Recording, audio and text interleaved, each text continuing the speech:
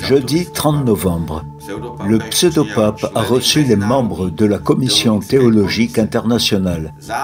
Il a délibérément souligné qu'il n'aimait pas le fait qu'il n'y ait que 5 femmes parmi eux, ajoutant « les femmes ont une capacité différente de réflexion théologique ». Bergoglio a délibérément poussé la féminisation pernicieuse à des postes clés au sein de l'Église, même si elle a déjà porté des fruits désastreux pour la société et pour les femmes et les familles elles-mêmes dans le monde entier. Citation de Bergoglio. L'Église est femme. Et si nous ne savons pas ce qu'est une femme, quelle est la théologie d'une femme, nous ne comprendrons jamais ce qu'est l'Église. Bergoglio, en tant que faux prophète, présente un nouveau paradigme pour l'Église. Il dit « Nous ne comprendrons jamais ce qu'est l'Église si nous ne savons pas ce qu'est une femme. » Mais alors, ni les apôtres, ni les prophètes, ni les docteurs de l'Église n'ont compris ce qu'est l'Église. C'est seulement maintenant que Bergoglio a compris la théologie de la femme, celle qui est assise sur une bête, et a ainsi compris l'anti-Église, la synagogue de Satan. Il montre une nouvelle voie synodale vers cet objectif, avec son dévouement sans précédent à Satan au Canada en 2022, sa promotion de l'anti-évangile sodomite et son intronisation de la femme Pachamama dans la basilique Saint-Pierre. La théologie de cette femme que Bergoglio a comprise constitue une apostasie totale et manifeste du Christ. Bergoglio devrait savoir que l'Église est le corps mystique du Christ et non une femme. Bergoglio a un objectif clair, transformer l'Église en une synagogue de Satan.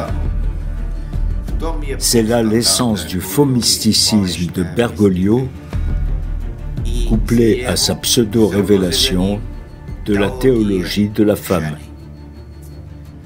La Bible dit d'elle, « Cette femme était vêtue de pourpre. Elle tenait à la main une coupe d'or, remplie d'abominations et des impuretés de sa prostitution. Et je vis cette femme ivre du sang des saints et du sang des témoins de Jésus. » Citation de Bergoglio.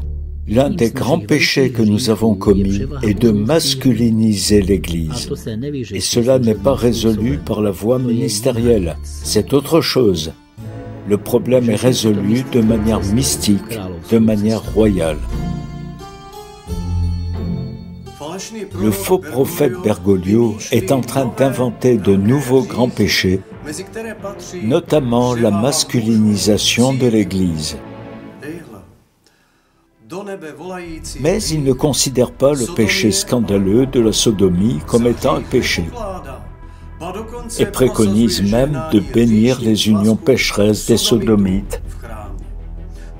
Il dit que le soi-disant péché de masculinisation de l'Église sera résolu de manière mystique. En fait, cette voie synodale mystique LGBTQ constitue une perte de raison et un déni des lois et commandements de Dieu. La voie prétendument royale de Bergoglio mène à la damnation éternelle. L'Évangile met en garde contre cela. Citation de Bergoglio. La pensée de Balthazar m'a apporté tant de lumière, le principe pétrinien et le principe marial. Que signifie le principe pétrinien et le principe marial dans la pensée hérétique de Bergoglio?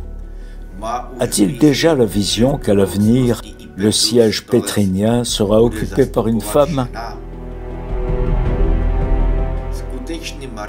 Le véritable principe marial est diamétralement opposé à la féminisation et à la propagande LGBTQ de Bergoglio. La mère de Jésus se considère comme une esclave du Seigneur. et Doulé Kyriou, et est un modèle que toute femme chrétienne doit suivre dans l'humilité, dans le respect des commandements de Dieu et dans une vraie piété. Les féministes, lesbiennes et transsexuelles contemporaines, promues et privilégiées par Bergoglio, n'ont rien à voir avec le principe marial d'obéissance à Dieu et à ses commandements. L'apôtre dit que la femme écoute l'instruction en silence avec une entière soumission. Je ne permets pas à la femme d'enseigner ni de prendre de l'autorité sur l'homme, mais elle doit demeurer dans le silence.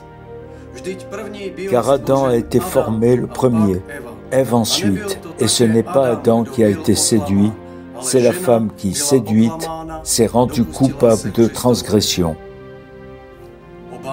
Toutefois, de même que le serpent séduisit Ève par sa ruse, je crains que vos pensées ne se corrompent.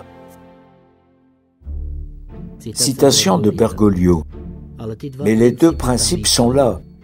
L'Église mariale est plus importante que l'Église pétrinienne, car il y a l'Église épouse, l'Église femme sans être masculine. Le prophète Ésaïe évaluerait les déclarations pseudo-mystiques de Bergoglio en disant un charabia insensé, un babillage insensé, une syllabe ici, une syllabe là.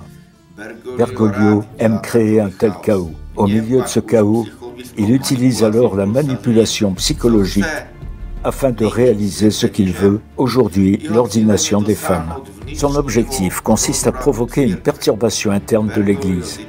Bergoglio fait ses déclarations stupides après avoir déjà publié son motu proprio Ad Theologiam Promovendam, dans lequel il a clairement indiqué que sa principale préoccupation était un changement de paradigme.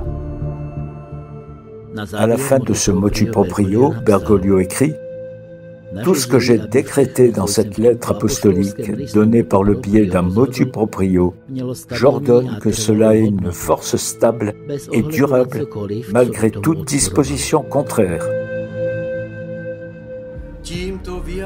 Par cette déclaration, il détruit pratiquement tous les enseignements antérieurs de l'Église, basés sur l'Évangile et la tradition.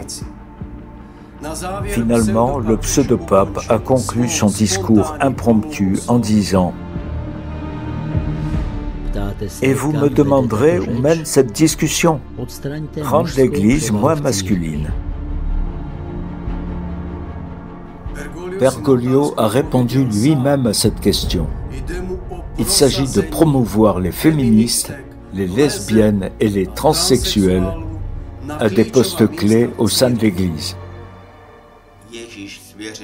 Jésus a confié la fonction pastorale à ses 12 apôtres et non aux femmes.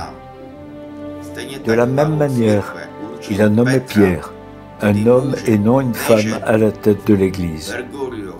Bergoglio veut imposer dans son anti-Église la règle de la prostituée de l'Apocalypse. Il utilise 3 moyens principaux pour transformer l'Église catholique en une synagogue de Satan dotée de l'esprit de l'Antéchrist. Le premier est l'abolition de la structure hiérarchique de l'Église. Bergoglio cherche à abolir l'autorité épiscopale en introduisant des conseils dits synodaux, pastoraux, auquel est attribuée la plus haute compétence, comme nous le voyons déjà en Allemagne. Le pouvoir au sein de l'Église est principalement détenu par les sodomites, les lesbiennes, les transsexuels, etc. Ils emploieront des termes et des expressions religieuses et forceront chaque prêtre ainsi que le tout dernier croyant à transformer l'enseignement du salut du Christ en ce qu'on appelle le parcours synodal, doté d'anti-loi et de l'esprit de l'Antéchrist. C'est le chemin qui mène à la destruction éternelle. Mais la plus grande tragédie n'est pas Bergoglio et son programme de suicide de l'Église, mais plutôt que les évêques et les prêtres ne parviennent pas à se séparer de cet hérétique archaïque et ne cessent pas de mentionner son nom au cours de la liturgie. Ils répètent aveuglément tel un mantra: « Nous ne pouvons pas briser l'unité car nous ressemblerions à des schismatiques. » Il s'agit d'une trahison du Christ et de l'Église, conduisant à l'autodestruction de la fonction pétrinienne. En fait, aujourd'hui, l'Église n'a pas de pape. Elle est en état de sede vacante parce qu'une personne qui s'est exclue de l'Église ne peut en être le chef. C'est l'enseignement de saint Bellarmin et des autres docteurs et pères de l'Église. Le deuxième moyen est la légalisation de la sodomie associée à la bénédiction des unions sodomites. C'est de l'apostasie et une rébellion publique contre Dieu. Le troisième moyen est l'ordination des femmes. Cela met fin au sacrement du sacerdoce et à la sainte liturgie. Bergoglio ne reculera pas. Effrontément et par étapes, il incorpore ces hérésies dans l'Église tout entière. Il utilise l'astuce dont parle le cardinal Müller. Il met en pratique les hérésies et fait hypocritement appel à la pastorale. Il ne répond pas aux objections sérieuses. Une fois que les hérésies sont implantées et que rien ne peut être fait, il publie un document hérétique contraignant pour toute l'Église. Cette rébellion criminelle contre Dieu doit alors être acceptée par tous en une fausse obéissance. Bergoglio peut commettre ces fraudes parce que les évêques ne remplissent pas leur devoir fondamental, qui est d'assumer la co-responsabilité de toute l'Église. Ils négligent de défendre les enseignements du Christ contre les hérétiques. Aujourd'hui, la réponse adéquate est de se séparer, leur diocèse et eux-mêmes, du parcours synodal hérétique LGBTQ. Les instructions pour la renaissance de l'Église catholique sont simples. Premièrement, l'évêque et son diocèse se séparent de l'archihérétique Bergoglio et de sa secte. Ceci constitue le devoir sacré de l'évêque. Deuxièmement, les prêtres établissent un système de discipulat. Ils devraient consacrer 1 jour et demi chaque semaine à la prière, à la parole de Dieu et à la communion fraternelle en groupe de 4 à 7 prêtres. Après un certain temps, ils choisissent 4 à 7 hommes dans leur paroisse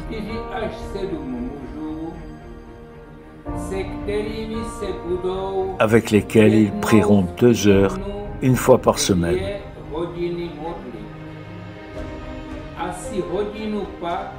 Pendant environ 1 heure, ils devraient partager avec eux leur expérience actuelle du combat spirituel.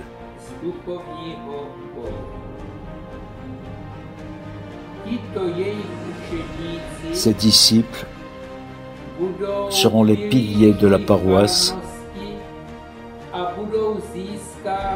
et gagneront d'autres disciples.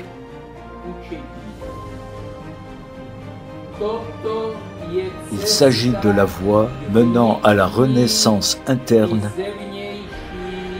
et externe de l'Église.